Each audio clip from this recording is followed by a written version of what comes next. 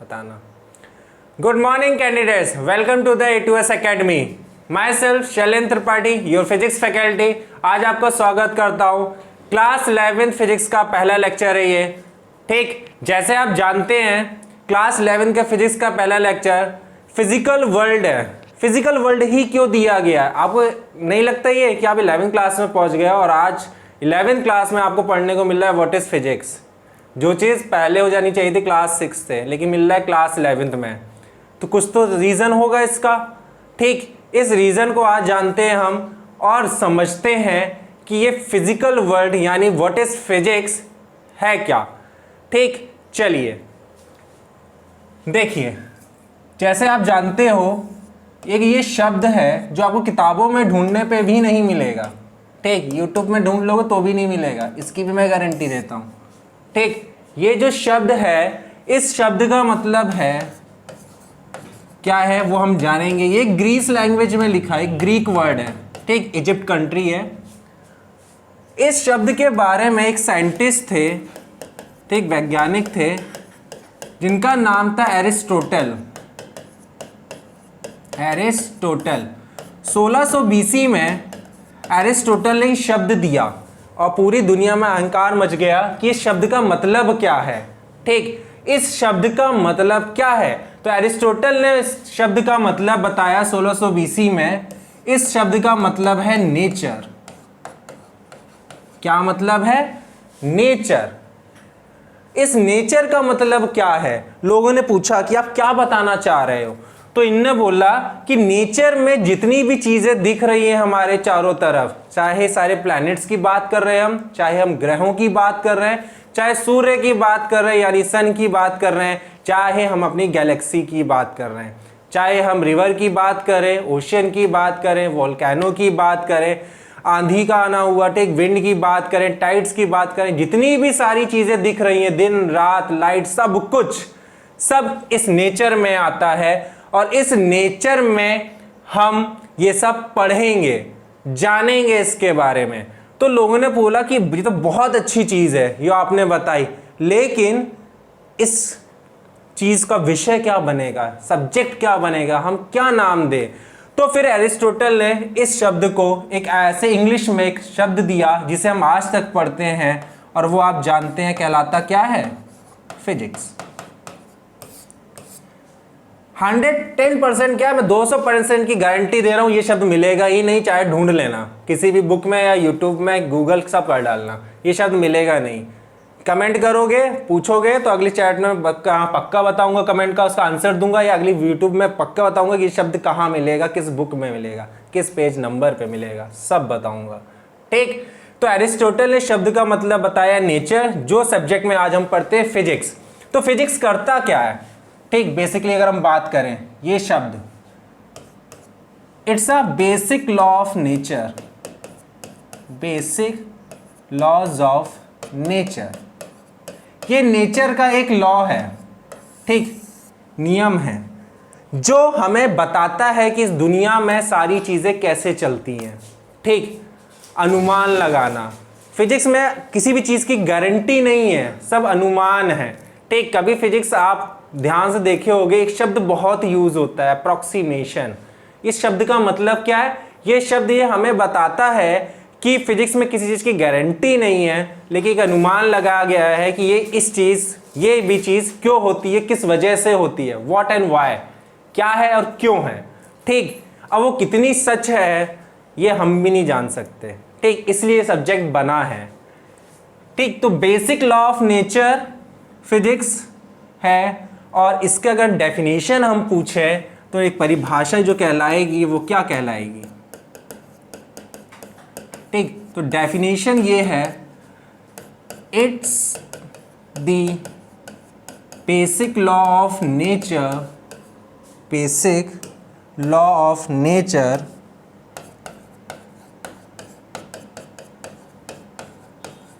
That explain everything surrounding us। Physics ये ऐसा nature का लॉ है जो हमारे चारों तरफ जितनी भी चीज़ें हैं प्रेजेंट हैं उनके बारे में हमें पढ़ने को मिलेगा। चाहे हम ग्रहों की बात कर रहे, प्लैनेट्स की, सूर्य की बात कर ले, सैटेलाइट की बात कर ले, ठीक, लाइट की बात कर ले, रिवर्स की बात कर ले, ओशन की बात कर ले, मॉनसून की बात कर ले, ये सारी चीज़ें नेचर है। और ये सब कुछ हमें कौन समझाएगा, पढ़ाएगा? Physics subject पढ़ाएगा। ठीक, इस चीज़ को याद रखिएगा। और मोस्ट इंपॉर्टेंट जो मैंने बोला, इनको तो मत ही भूलिएगा, इस शब्द को और इन साइंटिस्ट को इस ईयर में, क्योंकि क्लास 11 के हिसाब से ही इंपॉर्टेंट नहीं है। जब आप कंपटीशन में जाएंगे, एनडीए, सीडीएस, एयरफोर्स, ये क्वेश्चन बहुत आता है, ठीक, कि किस साइंटिस्ट ने फिजिक्स शब्द दिया, किस ईयर में दिया। ठीक, तो एरिस्टोटल बहुत फेमस साइंटिस्ट थे, इन्होंने ही लॉ कंजर्वेशन ऑफ एनर्जी दी, लॉ कंजर्वेशन ऑफ मास दिया, जो आप लोग क्लास 9th में केमिस्ट्री में 2nd चैप्टर में पढ़ते हो।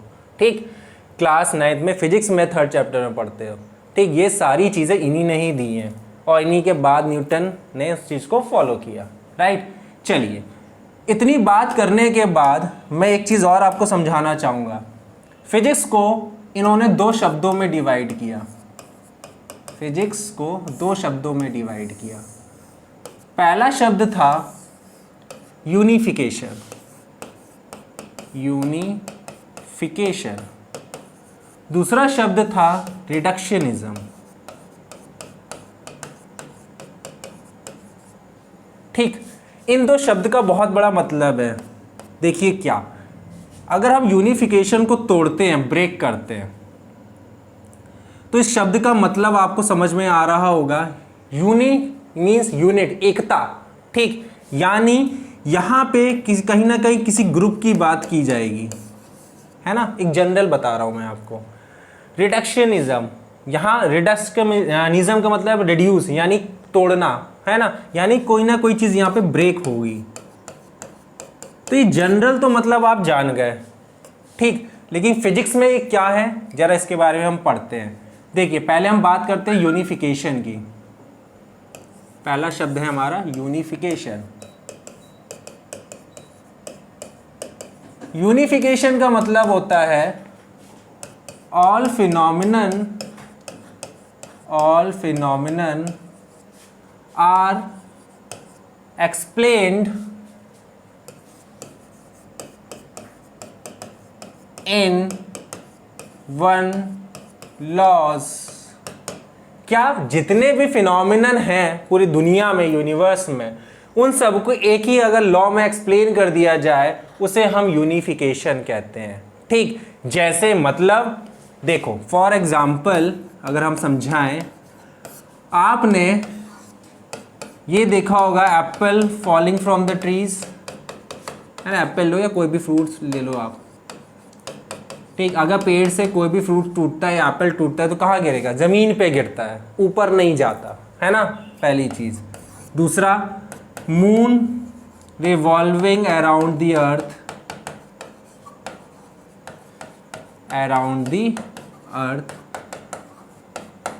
चंद्रमा अर्थ के पृथ्वी के चक्कर लगाता है। Third, simple pendulum. पेंडुलम समझते हो, जैसे जो वॉल वाली घड़ी होती है, टन टन आवाज आती है। ठीक, इन तीनों को देखो, ये तीनों फिनोमिनन में कोई सिमिलरिटी नहीं है, तीनों अलग है। कहाँ एप्पल की बात हो रही है, पेड़ से गिर रहा है, कहाँ चंद्रमा की बात हो रही है, अर्थ के चक्कर लगा रहा है, और कहाँ एक पेंडुलम की बात हो रही है ना। तीनों फिनोमिनन्स अलग है, लेकिन तीनों में पता है सिमिलरिटी क्या है? तीनों एक ही लॉ पे एक्सप्लेन हुए हैं, लॉ ऑफ ग्रेविटेशन। तो कुछ मेरे ख्याल से समझ में आया होगा क्या, कि फिजिक्स में हम लॉ क्यों पढ़ते हैं? यूनिफिकेशन की वजह से।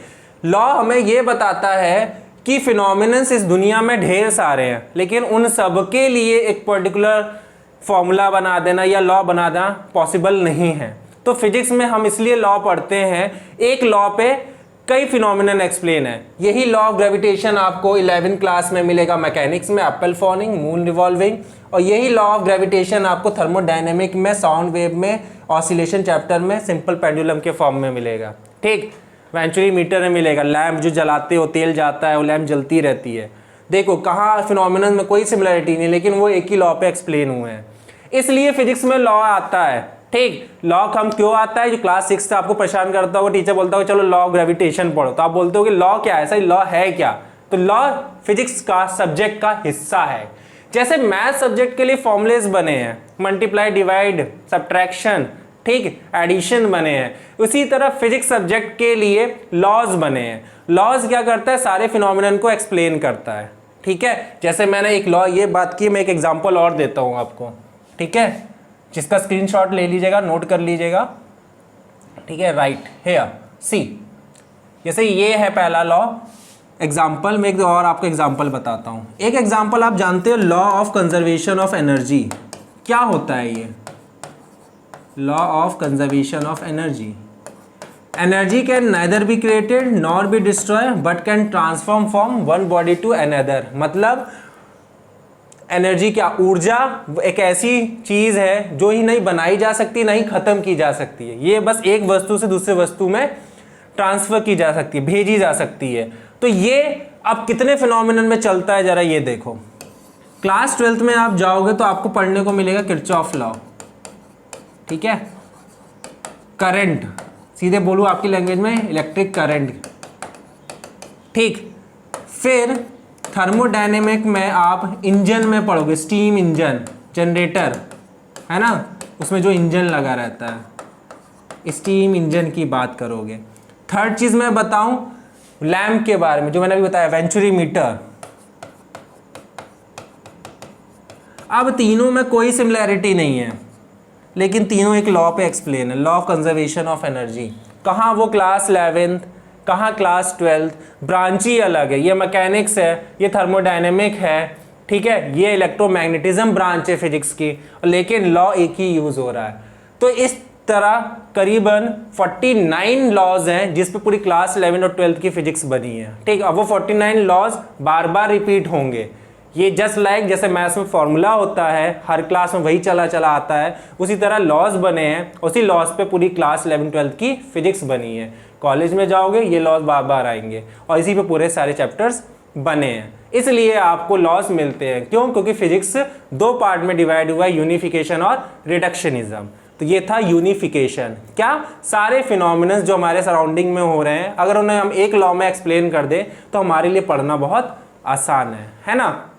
चलिए, ये बात हो गई यूनिफिकेशन की। बात करते हैं हम नेक्स्ट रिडक्शनिज्म की। ये शब्द है क्या?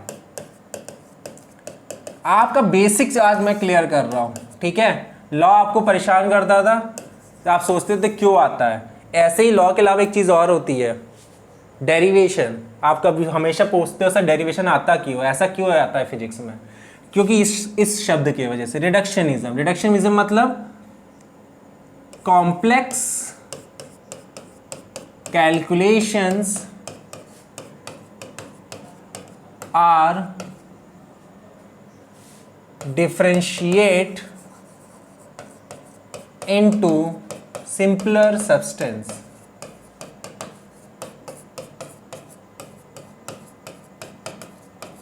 सिंपलर सब्सटेंस बोल दो या सिंपलर कैलकुलेशन बोल दो, सिंपल और इजी बना देते हैं। चलो, सिंपलर कैलकुलेशंस।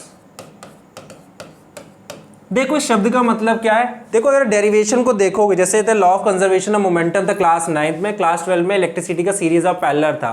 अगर उसको थोड़ा ध्यान दोगे, वो ब्रेकेज होता है, मतलब हर स्टेप में लिखा रहता है, वन स्टेप में ये हुआ, सेकंड स्टेप पे ये हुआ, थर्ड स्टेप पे ये हुआ, है ना। कुछ याद होगा तो ये छत है, ये जमीन है ना, और ये 3 हिस्सों में ऐसे टूटा था, ये रही वो बॉडी, बॉल, ए पॉइंट, ये बी पॉइंट, ये सी। कभी सोचा था डेरिवेशन को होते टाइम ये 3 हिस्सों में क्यों डिवाइड किया गया है?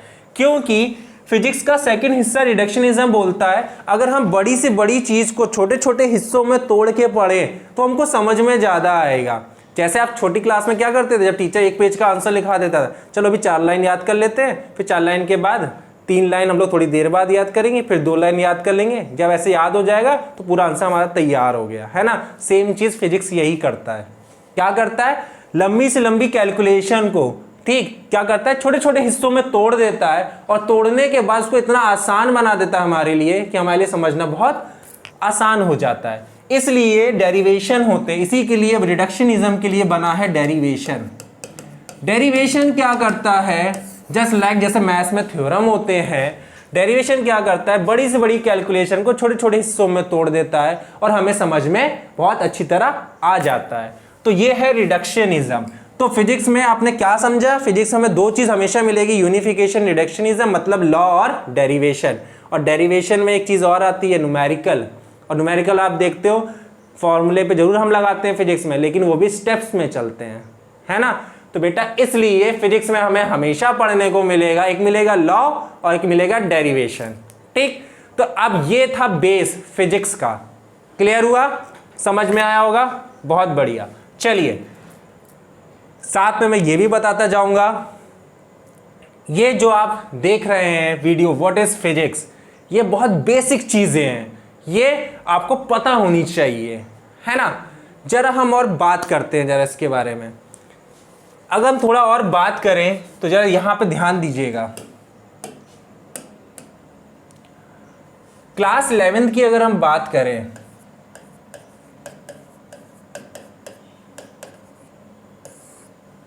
आपको जो ब्रांच पढ़नी है, ठीक, वो कौन कौन सी ब्रांच है, जरा उसके बारे में जरा हम लोग बात करते हैं। फिजिक्स दो पार्ट में हिस्सों में डिवाइड हुई, ठीक। पहली थी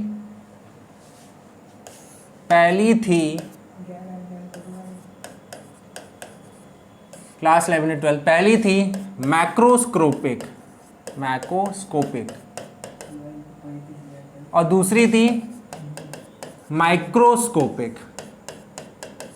बेटा शब्द का मतलब क्या होता है, मैक्रो शब्द का मतलब होते हैं जिसमें ऑब्जेक्ट, वस्तु बहुत बड़ी बड़ी होते हैं, ऑब्जेक्ट्स लार्ज, बिगर बोल सकते हो। माइक्रोस्कोपिक का मतलब होता है जिसमें ऑब्जेक्ट बहुत छोटे छोटे होते हैं, छोटे छोटे पार्टिकल्स, इलेक्ट्रॉन, प्रोटॉन, न्यूट्रॉन, ये सारे होते हैं, है ना। ठीक, ऑब्जेक्ट स्मॉल होता है कि नहीं, माइक्रो छोटे छोटे, इलेक्ट्रॉन, प्रोटॉन, न्यूट्रॉन, है ना। चलिए ये मैक्रोस्कोपिक है, ये कितने हिस्सों में डिवाइड हुआ। ये जो मैक्रोस्कोपिक है बेटा, ये जो डिवाइड हुआ, पहला मैकेनिक्स, ठीक, यांत्रिकी, सेकंड आपका थर्मोडायनेमिक,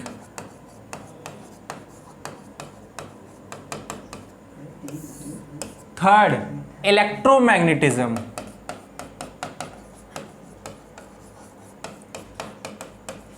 फोर्थ ऑप्टिक्स।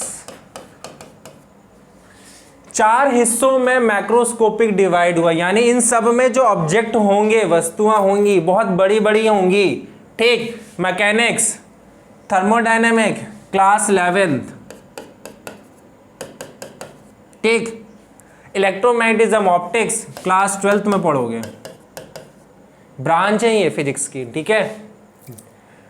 मैकेनिक्स में हम क्या पढ़ेंगे, अरे मोशन ऑफ प्लैनेट, सन के चारों चक्कर क्यों लगाते हैं, कैसे लगाते हैं, कितना समय लगा, क्या डेरिवेशन है, क्या फॉर्मूले हैं, क्या लॉ है, सब इसमें, ठीक। मशीन की, मोटर की बात कर ली, गाड़ी का टर्न करना, स्पीड में चलना, स्लो चलना, जंप करना, हमारा चलना, दौड़ना, बैठना, ये सारी चीज़ें हम किस में पढ़ते हैं, मैकेनिक्स में, ठीक। और मैकेनिक्स का एक और नाम है, इसको हम ट्रेडिशनल फिजिक्स कहते हैं। ट्रेडिशनल मतलब ये सबसे पुरानी फिजिक्स है, भौतिकी, सबसे पहले यही बनी है, ठीक है, इसलिए इसका नाम बहुत आता है। थर्मोडायनेमिक, जितने भी इंजन की चीज़ें आप देख रहे हो, रेफ्रिजरेटर देख रहे हो, इंजन देख रहे हो, ये सारा कुछ हीट, टेम्परेचर, सब कुछ थर्मोडायनेमिक में बना है, ठीक। ये ब्रांच दूसरी है थर्मोडायनेमिक, क्लियर। थर्ड है इलेक्ट्रोमैग्नेटिज्म। इलेक्ट्रोमैग्नेटिज्म का मतलब होता है इलेक्ट्रिसिटी और मैग्नेट। इस ब्रांच में आपको सिर्फ दो ही चीज़ मिलेंगी पढ़ने को, एक है इलेक्ट्रिसिटी और मैग्नेटिज्म, यानी मैग्नेट। आप इलेक्ट्रिसिटी से जानते ही, आज के टाइम तो आधे से ज़्यादा काम इलेक्ट्रिसिटी से ही हो रहा है, एसी से लेके मोबाइल से चार्ज करना है, बैटरी, सब कुछ। मैग्नेट से क्या हो रहा है, जनरेटर के अंदर मैग्नेट लगा रहता है जो इलेक्ट्रिक करंट प्रोड्यूस करता है, न्यूक्लियर पावर प्लांट, सब कुछ, सब इसमें पढ़ोगे। ट्रांसफार्मर, सब के बारे में मैग्नेटिज्म में पढ़ेंगे। ऑप्टिक्स, ठीक, ऑप्टिक्स मीन्स प्रकाशिकी। इसमें हम क्या पढ़ेंगे, इसमें हम पढ़ेंगे लाइट रेज के बारे में, ठीक है, रेज कैसे आ रही है कैसे जा रही है, लेंस हो गया, मिरर हो गया, ठीक, कैसे सोलर पैनल बना, ये सारा कुछ डिटेल हम ऑप्टिक्स में पढ़ेंगे, ये सारी चीज़ें। ये था 4 हिस्सों में मैक्रोस्कोपिक, ठीक। फिर हम बात करते हैं माइक्रोस्कोपिक की, ठीक है, स्क्रीनशॉट ले लीजिएगा, आप नोट कर लीजिएगा, ये बहुत बेसिक चीज़ें जो हमें पता होनी चाहिए। माइक्रोस्कोपिक की हम बात करें तो माइक्रोस्कोपिक वर्ड का मतलब क्या होता है बेटा, देखो, चलिए आगे बढ़ते हैं हम लोग। माइक्रोस्कोपिक ये शब्द होता है स्मॉल पार्टिकल्स के लिए, है ना, छोटे छोटे ऑब्जेक्ट के लिए। इसलिए इसमें जो ब्रांच आती है, एक आती है आपकी सेमीकंडक्टर डिवाइस, क्लास 12th की सेकंड बुक, और ये चीज़ आप लोग केमिस्ट्री में भी पढ़ते हैं। ये एक ब्रांच है जिसमें आपको पढ़ने को मिलेगा न्यूक्लियर फ्यूजन, इलेक्ट्रॉन्स के बारे में, कंडक्टर के बारे में, ठीक, जो आपने इलेक्ट्रिसिटी चैप्टर क्लास 10th में पढ़ा है, वो सारी चीज़ें और डिटेल में मिलेंगी, विस्तार में मिलेंगी, क्या क्या होता है, ठीक। लॉजिक गेट्स मिलेंगे जो आपने कंप्यूटर में पढ़ा है, प्लस आपको सैटेलाइट के बारे में पढ़ने को मिलेगा कि कैसे सैटेलाइट बनती है और कैसे हमारा कनेक्शन जाता है वायरलेस। ये सारी चीज़ें हमें इसमें मिलेगी सेमीकंडक्टर डिवाइस में, ठीक। तो बेसिक लॉ क्या है, मतलब मेन मकसद क्या है हमारा जानने का, हमारा मकसद ये जानने का कि हर सब्जेक्ट क्यों बना है, किस लिए बना है, ठीक। ये है सेमीकंडक्टर डिवाइस। नेक्स्ट इसकी ब्रांच, इसे बेटा हम लोग एक और नाम से जानते हैं जो आप बहुत वर्ल्ड में फेमस है और आप भी जानते हैं, क्या बताओ, मॉडर्न फिजिक्स। इसी को मॉडर्न फिजिक्स बोलते हैं। और इसके भाई फादर कौन है, मॉडर्न फिजिक्स के फादर न्यूटन है, ठीक है। बता, ये याद रखना, तुम लोग से पूछा जाता है फिजिक्स के फादर कौन है, न्यूटन, फटाक से। मॉडर्न फिजिक्स के फादर गैलीलियो हैं, ये चीज़ याद रखना, ठीक है। फिजिक्स के फादर गैलीलियो, मॉडर्न फिजिक्स के फादर न्यूटन है, बहुत डिफरेंस है। और क्या ब्रांच इसकी, EMW, मतलब इलेक्ट्रोमैग्नेटिक वायरलेस, यानी इलेक्ट्रोमैग्नेटिक वेव्स। ये है एक और ब्रांच, इलेक्ट्रोमैग्नेटिक वेव्स, यानी जितने भी वायरलेस कनेक्शंस हैं आज के टाइम में, 4G 5G 3G जितना भी यूज़ किए हैं, सारा इसमें आएगा, ठीक। फिर एक और ब्रांच है जो आपको पढ़ने को मिलती है, वो है साउंड वेव। साउंड के बारे में, ध्वनि के बारे में, ठीक, कैसे चलती है, गिटार बजता सुनाई कैसे देता है, मैं बोल रहा हूँ तुम्हें सुनाई दे रहा है इस टाइम, क्यों सुनाई देता है, ये सारी चीज़ें हम इसमें पढ़ेंगे। तो ये था पूरा विस्तार में, पूरा डिटेल में कि फिजिक्स में हमें क्या क्या पढ़ने को मिलेगा। क्लियर, पूरी बात हमने फिजिक्स की कर ली, आई होप आपको क्लियर हुआ होगा। सबसे बड़ा क्वेश्चन है जो ये आता है, what is the scope of physics, physics का स्कोप क्या है, क्यों पढ़ते हैं, है ना, हम पढ़ते ही क्यों हैं। तो नेक्स्ट हेडिंग आप जानिए, स्कोप ऑफ फिजिक्स, जो आज का हमारा लास्ट टॉपिक भी है। फिजिक्स का स्कोप क्या है, अगर जनरली हम देखें और जानें।